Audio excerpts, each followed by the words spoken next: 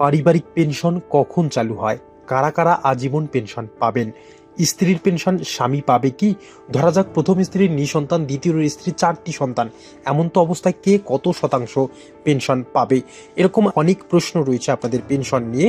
আর আজকের ভিডিওতে আমরা পেনশন নিয়ে যত ধরনের প্রশ্ন আপনাদের মধ্যে রয়েছে সেই সকল প্রশ্নের উত্তর দিয়ে যাব।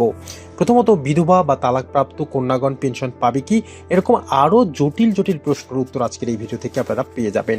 ভিডিও শুরুতে আপনাদের জানিয়ে রাখি, আমরা মূলত শিক্ষা এবং চাকরি বিষয়ক কাজ করে থাকি।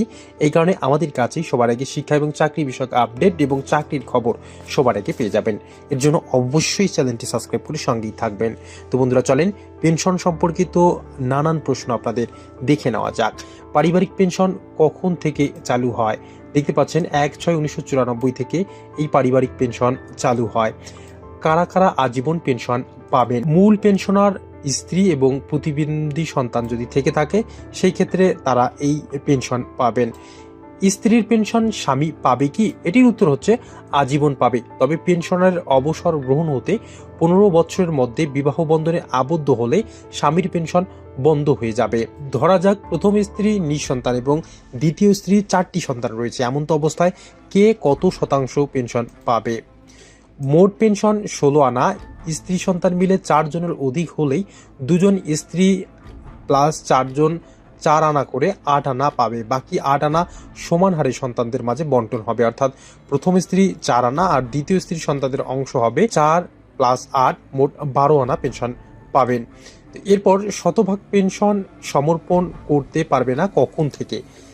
1/7/2017 থেকে শতভাগ পেনশন সমর্পণ করা যাবে না। এরপর দেখতে পাচ্ছেন যে বিধবা ও তালাকপ্রাপ্ত কন্যাগণ পেনশন পাবে কি? স্বামী স্ত্রীর অবর্তমানে সর্বোচ্চ 15 বছরের অবশিষ্ট সময়টুকুর জন্য পেনশন পাবে।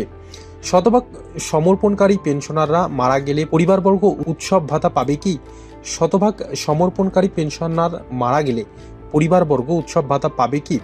এটির উত্তর হচ্ছে যোগ্য ওয়ারিশ থাকলে পাবে, তবে তাহা 1/2/2016 খ্রিস্টাব্দ হতে তাহার পূর্বের কোনো বকেয়া পাবে না। এরপর দেখতে পাচ্ছেন একজন চাকরিজীবী কত বছর চাকরি করলে পেনশন পাবে? সর্বনিম্ন 5 বছর চাকরি করলে পেনশন পাবে। পেনশনারগণ 2500 টাকা চিকিৎসা ভাতা কখন পাবে? 65 বছর পূর্ণ হলে 2500 টাকা চিকিৎসা ভাতা পাবে। আমার পিতার জন্ম 1/1/1948 সালে, তাহলে জাতীয় বেতন স্কেল 2015 অনুযায়ী কি কি সুবিধা পাবে? উত্তর 50% পেনশন বৃদ্ধির সুবিধা পাবে। সরকারি কর্মচারীর মতো পেনশনার কি বাৎসরিক ইনক্রিমেন্ট পাবে? হ্যাঁ, পাবে, তবে 1/7/2017 হতে এটি কার্যকর। পেনশনারদের জন্য 2টি উৎসব ভাতা কখন চালু হয়? 1/7/2008 হতে।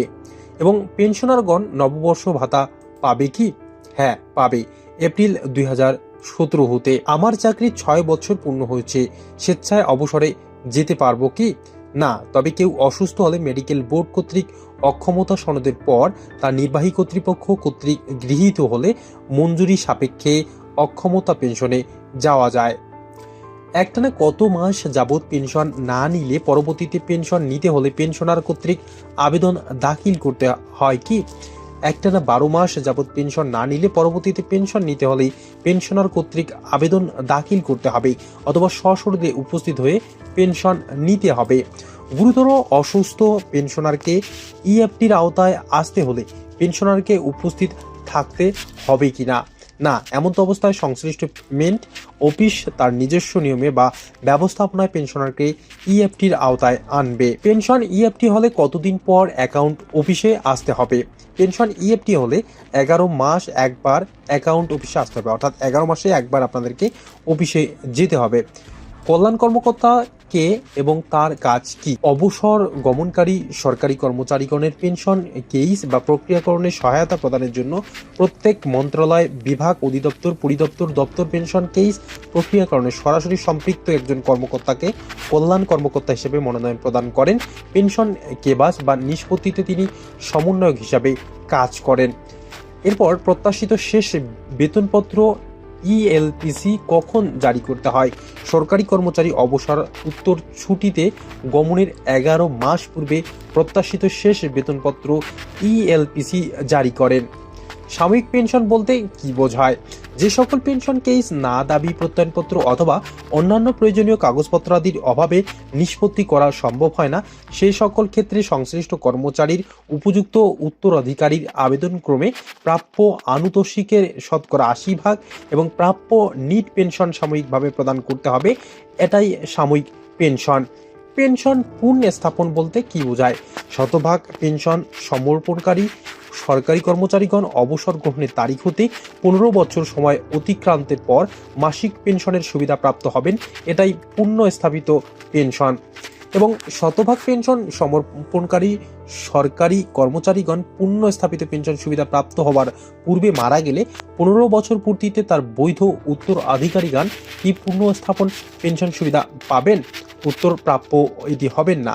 এরপর শতভাগ পেনশন সমর্পণকারী সরকারি কর্মচারীগণ পুনঃস্থাপিত পেনশন সুবিধা প্রাপ্ত হবার পূর্বে মারা গেলে 15 বছর পূর্তিতে তার বৈধ উত্তরাধিকারীগণ কোনো ধরনের পেনশন সুবিধা পাবেন।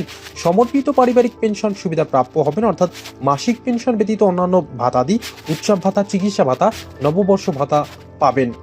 এরপর পেনশনারের জীবন প্রমাণ বা লাইফ ভেরিফিকেশন, এটি কি? জিএফআর এর বিধি অনুযায়ী প্রতি 11তম মাসে পেনশনারকে সশরীরে পেমেন্ট হাজির হয়ে জীবিত থাকার বিষয়টি নিশ্চিত করতে হবে। এটাই জীবন প্রমাণ বা লাইফ ভেরিফিকেশন। ইএফটি গ্রহণরত পেনশনারগণের ক্ষেত্রে উক্ত বিধি প্রযোজ্য। সে আলোকে ইএফটি গ্রহণরত পেনশনারগণ ইএফটি পেমেন্ট শুরুর সময় হতে 11তম মাসে সশরীরে পেমেন্ট হাজির হয়ে লাইফ ভেরিফিকেশন সম্পূর্ণ করতে হবে। পেনশনারকে জীবন প্রমাণ বা লাইফ ভেরিফিকেশন এই বিষয়টি পূর্বেই অবহিত করা হয় কি?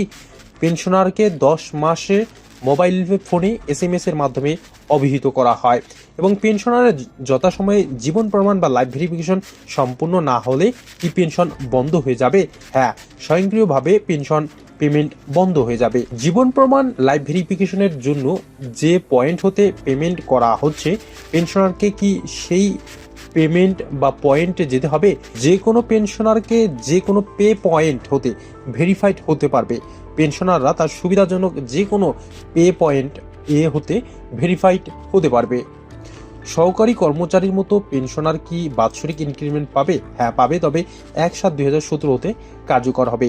আশা করি আপনাদের পেনশন সম্পর্কে যতগুলো প্রশ্ন ছিল বা থাকার কথা এইখান থেকে বুঝতে পেরেছেন। তো যদি এই ভিডিওটি আপনাদের ভালো লেগে থাকে তাহলে অবশ্যই লাইক দিয়ে যাবেন, সম্ভব হলে ভিডিওটি শেয়ার করবেন। দেখা হবে নতুন কোনো ভিডিওতে, ততক্ষণ পর্যন্ত ভালো থাকবেন, ধন্যবাদ।